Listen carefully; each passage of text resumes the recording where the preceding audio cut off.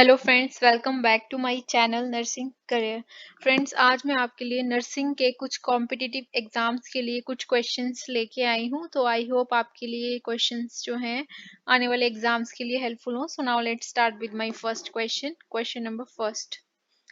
A nurse is assessing the vital sign of a 3-year-old child hospitalized with diagnosis of croup and notes that the respiratory rate is 28 breaths per minute and based on the finding which nursing action is appropriate. तो हमारे पास क्या जो है finding है जो appropriate है nursing action. Administer oxygen, notify the physician, document the finding and reassess the respiratory rate in 15 minutes। तो आपको सबसे पहले पता होना चाहिए क्रूप क्या है। जो क्रूप है वो एक अपर एयरवे इन्फेक्शन है जिसकी वजह से क्या हो जाता है, ब्लॉक हो जाती है हमारी ब्रीथिंग और क्या हो जाता है as a distinctive barking cough. And croup जो है जनरली बच्चों के केस में ही होता है। तो अगर किसी को क्या है क्रूप की कंडीशन है और उसका respiratory rate 28 breaths per minute आ रहा है तो उसमें हम क्या करेंगे, डॉक्यूमेंट करेंगे ये फाइंडिंग्स जो जो हमने देखी है। Question number second. Which of the following sign and symptoms in a newborn indicate syphilis? And its options are diarrhea, vomiting, Moro reflex, palmar rash and respiratory distress। सबसे पहले आपको पता होना चाहिए कि सिफिलिस क्या होता है। सिफिलिस क्या है, एक बैक्टीरियल इन्फेक्शन है जो यूजुअली स्प्रेड होता है by sexual contact that start as a painless सोर।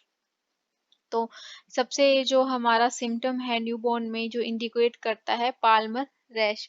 सिफिलिस के जो सिम्टम्स हैं वो जैसे लाइक फीवर हो गया, इरिटेशन हो गया, क्रैकलिंग हो जाती है स्किन के around mouth and genital area and anus. पर रैश जो स्टार्ट होते हैं एज ए स्मॉल ब्लिस्टर्स वो स्पेशली हमारे पाम एंड सोल से स्टार्ट होते हैं। Question number third. Which one is the most important cause of jaundice presenting in 24 hours of life? तो इसमें हमारे पास आंसर है हीमोलिसिस। जो मेन जो हमारा रीजन है किस कॉज की वजह से क्या है जॉन्डिस जो है फर्स्ट जो 24 आवर्स में जो है प्रेजेंट हो रहा है जॉन्डिस वो किसकी वजह से हो रहा है, हीमोलिसिस की वजह से। हीमोलिसिस क्या होता है, रप्चर और डिस्ट्रक्शन हो जाते हैं रेड ब्लड सेल्स की। Question number 24th. Which vaccine preserved in a bottom of ice-lined refrigerator? And its options are measles, oral polio vaccine, DPT and rotavirus। तो इसमें वापस आंसर है ओरल पोलियो वैक्सीन। जो कुछ रेफ्रिजरेटर्स होते हैं उनको में क्या होता है हम लाइनिंग कर देते हैं फ्रीजिंग डिपार्टमेंट कंपार्टमेंट्स की, ठीक है।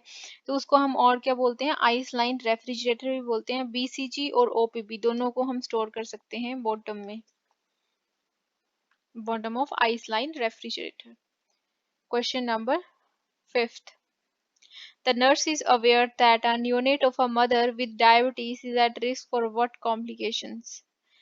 तो अगर न्योनेट मदर है तो उसके डायबिटीज का रिस्क है तो कौन सी कॉम्प्लिकेशंस हो सकती हैं, हाइपोग्लाइसीमिया की। क्योंकि हाइपोग्लाइसीमिया कब अक्कर होता है, जब क्या होता है जब क्या है someone with diabetes doesn't have enough sugar in his और होन ब्लड। उसके ब्लड में क्या है प्रॉपर अमाउंट में जब शुगर नहीं है तो हाइपोग्लाइसीमिया की कंडीशन होती है। और ग्लूकोज आपको पता है हमारा मेन सोर्स है, हमारी फ्यूल है, फ्यूल की तरह काम करता है हमारी बॉडी के लिए और ब्रेन के लिए। So you can't function well if you don't have enough. अगर आपके बॉडी में क्या है ग्लूकोज इनफ नहीं है तो आप वर्क अच्छे से नहीं कर पाओगे। देन नेक्स्ट है question number 6। HSV is associated with the Kaposi sarcoma and its options are। तो इसमें हमारे पास आंसर है HHV8। जो कपोसी सार्कोमा है सबसे क्या है मोस्ट कॉमन कैंसर है हमारे HIV का, जिसको हम क्या करते हैं इन्फेक्टेड जो अनट्रीटेड इंडिविजुअल्स में जो है मेन जो कपोसी सार्कोमा है वो एसोसिएटेड है हमारे हर्पस वायरस से HHV8। और इसमें क्या है infection of this neoplasma. Question number 7th। The triad of congenital toxoplasmosis is all except। सबसे पहले तो जो है आपको पता होना चाहिए कि कॉन्जेनिटल टॉक्सोप्लाज्मोसिस क्या होता है। ये एक ऐसी डिजीज है जो कब होती है, जब हमारी बॉडी में क्या इन्फेक्शन हो गया है विद द टॉक्सोप्लाज्मा। इसमें पैरासाइट का इन्फेक्शन भी होता है और वैसे भी इन्फेक्शन होता है बॉडी में। तो जो टॉक्सोप्लाज्मोसिस है उसमें क्या है, इन्फेक्शन विद कॉमन पैरासाइट, जो हमारे कहाँ पे होते हैं, कैट फीसिस में और कॉन्टामिनेटेड फूड में जो पैरासाइट होते हैं उनसे हमें इन्फेक्शन हो जाता है, ठीक है।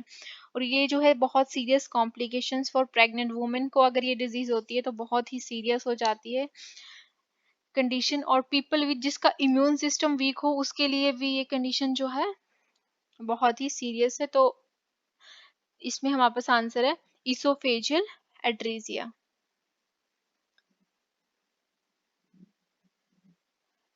Question number 8. When a newborn liver overproduce dash the skin turn yellow.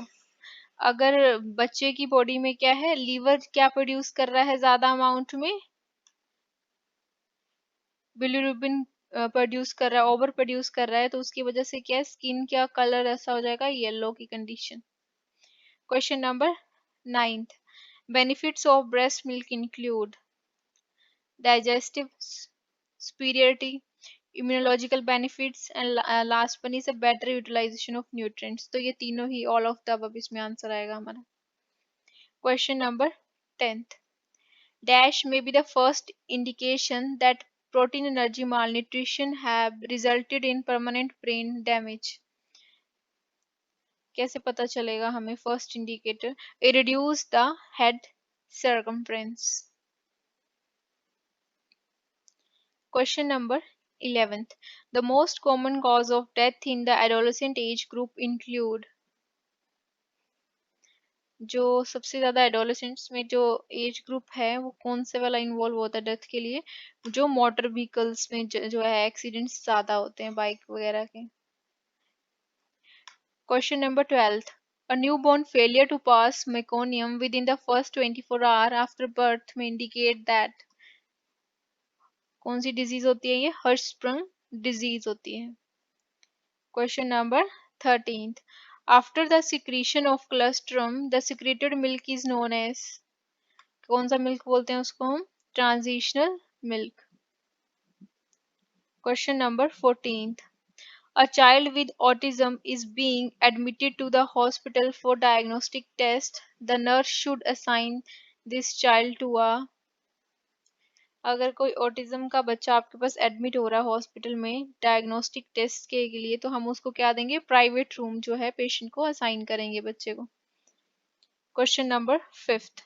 The most heat resistant vaccine is, तो ये हमारे पास आंसर है हेपेटाइटिस बी जो है हीट रेसिस्टेंट वैक्सीन है। Question number 16th. The regeneration of mucus coat from which layer, तो इसमें हमारे पास आंसर है basal layer. Question number 17th. The fetal stage starts at, वो होती है हमारी fetal stage start 9th weeks में। Question number 18th. The fetal sex can be detected by ultrasound at 14th week, 16th week, 18th week and 20th week। तो इसमें हमारे पास answer है 40th week।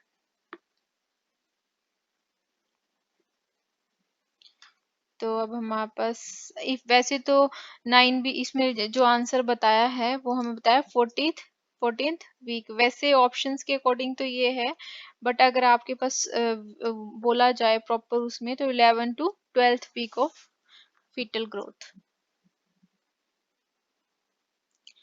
Question number 19th. Early sign of shunt malfunction in infant with hydrocephalus, तो उसमें क्या symptoms जो हैं, अर्ली सिम्टम्स देखे जाएंगे।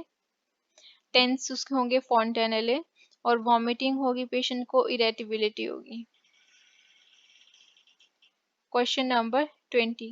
The mother of a 3-year-old child with esophageal reflux asks the nurse what should do to listen the baby reflux. The nurse should tell the mother to, क्या करना है, अगर 3 year ओल्ड चाइल्ड का क्या है, oesophageal reflux हो रहा है, तो हमने मदर को बोलना है कि burp the baby frequently through out the feeding, feeding के बाद बेबी को बर्प करना है, जिससे क्या है उसका जो जो उसका डाइजेस्ट नहीं हो पा रहा है मिल्क, वो अच्छे से, या मिल्क या फूड जो भी उसने लिया है बेबी ने, वो हो जाएगा digest. Estrogen and progesterone is first to corpus luteum. Question number 22. The urine production by fetus at term is कितनी होती है? 27 ml per hour. Question number 23rd. The normal amount of blood loss during a menstrual cycle, and its options are, तो according to our options हमारे पास answer है 45 to 50 ml. Question number 28. Which epithelium is present in gastrointestinal tract? तो हमारे पास होता है इसमें से सिंपल कॉल्यूमिनर एपिथेलियम प्रेजेंट होता है हमारे जीआईडी में। Question number 25. ओव्यूलेशन जो है अकर्स होती है, कब होती है? प्रोलिफरेटिव फेज में। Question number 26.